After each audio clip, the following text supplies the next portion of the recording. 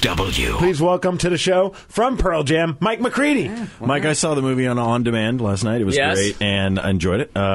I thought you guys looked so great. You're so young with your long hair and all that. Oh, man. I know, it is pretty intense. Everyone has a great Pearl Jam memory, right? Yeah. And mine is a really unique one, and I wanted to get your take on it to see if you even remember it. I went up to Canada, and I brought my ticket stub in, so I remembered. It was May 18th, 92, and you played at the Plaza of Nations in front of those crazy Canadians. And this was a show where they started throwing, like, cans at you guys that had liquid in them. And you stopped the show, and you said, knock it off. Started another song, and one came and whizzed right by your bass player, Jeff. Yeah. Took off his bass, stormed off stage. Do you remember this? I do remember that, yes. And Eddie walked over, picked up the bass guitar, and you see him playing the regular guitar, all the time.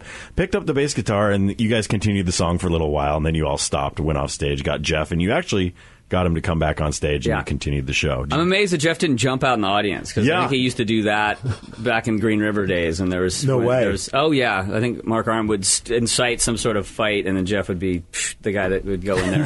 And I wondered if you remember, though, because, God, I remember parts of that, but I remember Eddie playing bass for sure. Yeah. Because the bass probably didn't sound that great for a second. So, no offense, Ed, I love you. But, Ed's a great drummer, guitar player, and the kid can sing, too. But bass, I don't know. Yeah, it was a pretty unique memory, though. Cool. I Cool remember. moment. I remember parts of it. Let's just put it that way. Okay. Yeah. One of my favorite parts in the film, too, was speaking of Pearl Jam memories, was when they went to Stone's house. And you go, and he's like, I really don't have anything Pearl Jam related. Right. I have a coffee cup with the coffee still in it. Something, in the bottom. Some sort of, an alien or something in there. Yeah, something growing. Which is so classic Stone. It's just, I agree with you on that. And to have not anything kind of that he has collected over the years, he doesn't really care, I don't think. So. Well, what about you? Do you have what are some of your favorite Pearl Jam collectibles that maybe are sitting in there? Because I like he goes in the basement. He's like, oh, there's a Grammy right over there. Right. Like, oh, that's hysterical. Yeah, I have that Grammy somewhere too. It's just weird stuff that when we play in Mexico, they have all the bootleggers outside, and the bootleggers have their actual booths outside, so you can go out and look at everything that they're selling that you don't get any money from, but. It's still cool stuff. So I've got shot glasses, I've got coffee cups, I got whatever you think they make Pearl Jam. It's like what Kiss does with their stuff, but they're doing that. That's some of the stuff I Pearl have. Jam condoms. That's where his coffee cup came from, those. I think. Yeah, he said it was from Mexico, wasn't it? The coffee cup? That's where it was. Yeah, exactly. Yeah. See, that's cool stuff to have, because you know what? You're not doing it, and you go, it'd be great to see just other people's flavor, especially when it's in another country. And they do a great job, man. There's lighters to all sorts of stuff. Great. Yeah. They got to make a buck, how it is. Exactly. Yeah. And, Mike, the one thing that I really took with me, and I have to say, because I'm from the East Coast, so it's taken me a long time to understand what it's like not to just want to basically be mean to everybody and tear everybody down. It's really interesting, because that is the culture. Yeah. And you guys, what came out of it was how everybody cooperated with everybody. Even when Kurt was criticizing you guys, he really wasn't being mean to you as people. He was just saying, look, this is how I feel from an artistic standpoint.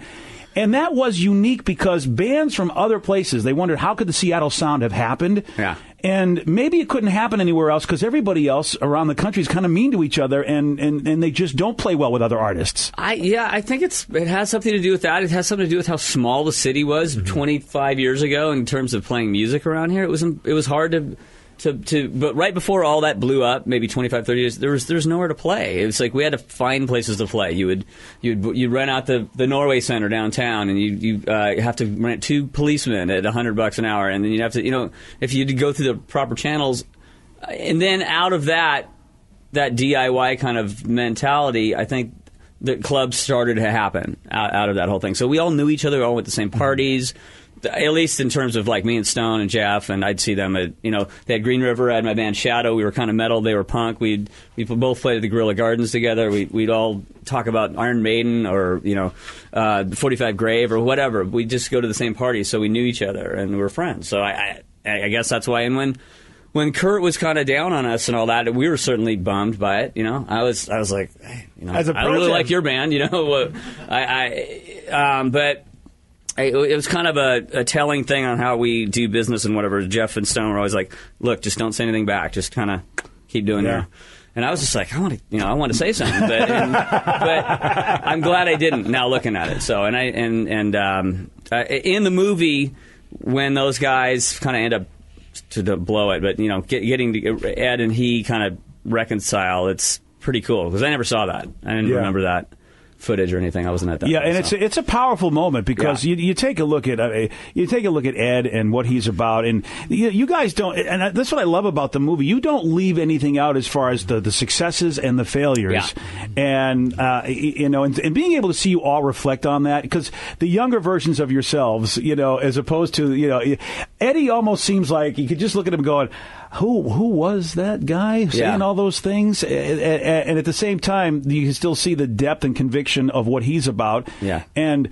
I also really learned persistence from you guys because the Andrew Wood situation you would think would be okay. Yeah. And you also had a band that didn't go well. Yeah. I mean, when you said, all right, you actually said, I think I'm done. You were done with the industry. Oh, yeah. And then they sought you music, out. Not just the industry, everything, just music in general. But yeah, interesting enough, I went to L.A. and I got sick with Crohn's back there. I came back here, I quit playing music, and then it found me. So it was just I got a call from Stone after Andy OD'd, and it was there's it's born out of this kind of tragedy. I think is what you're kind of trying to say, but people will keep going on. And I remember Jeff, I think, was not going to go on at that time. I think he was kind of done with it. I think one of the more intense moments, too, really cool moments. I mean, I've been a Pearl Jam fan since the day one. And to watch this movie made me fall in love with you guys even so much more again because you get to see all that stuff from early in the days. And it's like, oh, man, I remember when I was this age watching that and this and all that kind of stuff. But I thought the coolest thing was when you guys performed the Mother Love Bone song, Crown of Thorns, and you edited in footage from Mother Love Bone performing it to go along with the music of you guys playing. I just thought was very cool. That was just such a cool moment. And that was interesting. That's Cameron's kind of eye right there. Is he knows how to put those things together and make it emotional and cool. And I was at that Love Bone show. I remember it was right down the street. It was at I think it was called the DV8 or something. That's when they. Oh, okay, yeah. I remember right by the Seattle Center, show. right? Yeah. That was a cool show. And what were you? It's got to be because there you are at that show. And you're a guy that definitely wanted to be in the business. And even though, I don't know where you were at that point, if you had left or had come back, but you're at that show. Yeah. And now you see it again. I mean, it's got to be. It's what goes through your head when you see that moment, and then what was going through your head at the time? At the time, I was I was a fan of that band, and so I loved to go see them play. I thought Andy was totally funny, and I was starting to just hang out in the music scene again a little bit. I was in college, but Love Bone were happening, and I was like, I love that band, and I was like Jeff and Stone, so probably wanted to secretly wanted to be in that band or was jealous of them, but also loved them too because that record is incredible, the Apple record. At any rate, seeing it now, and now I'm kind of playing with those guys. That's a good question. It's kind of surreal. I know, it's like if one thing hadn't have gone right in that whole situation, we wouldn't have a book that says Pearl Jam 20, Yeah. If Jeff kind of went and played with this band called War Babies, or Stone and I didn't get along, or we never found that guy Eddie from San Diego, or just everything happened, for a reason, I guess. There's a great moment in that movie, Pearl Jam 20, by the way, which is on demand Xfinity. If you have Xfinity and you're a subscriber, get that movie and watch it. It's fantastic. And on DVD, October 24th. Oh, it's great. Well, that's going to be a great DVD to get because the music's awesome, the soundtrack is awesome, and some, like we're talking earlier, there'll be some outtakes that won't be in the movie. Oh, that's on the DVD. Yeah. There was two. All right, I'll buy it. There you go. All right, plug it. 2,000 hours of footage that Cameron went through over 2 years. So we got a lot of footage. Yeah, very well done. Yeah. Well, Mike, congratulations, and of course we love the fact the band is still together. One quick question: we talked about it. If they ever asked you guys to play a Super Bowl, would you? Has it ever been discussed? I myself, it hasn't really been discussed, but I don't know. It would have to be a decision on all five of us going, yeah, let's do it.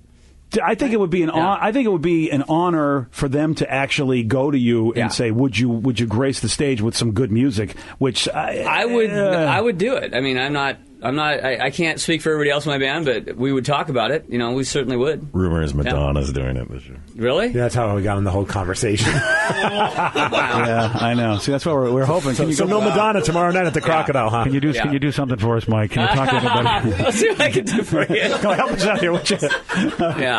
Oh man, It's bad enough it's in Indianapolis. Now we have to put up with Madonna. Really, help us! Somebody help us with this. Help us. Yeah. All right. Well, Mike, thanks so much for getting up and getting here. And obviously, Pearl Jam 20, we told you about, available on demand. Will be out on DVD with extra footage on October 24th. The BJ Shea Morning Experience on 99.9 KISW.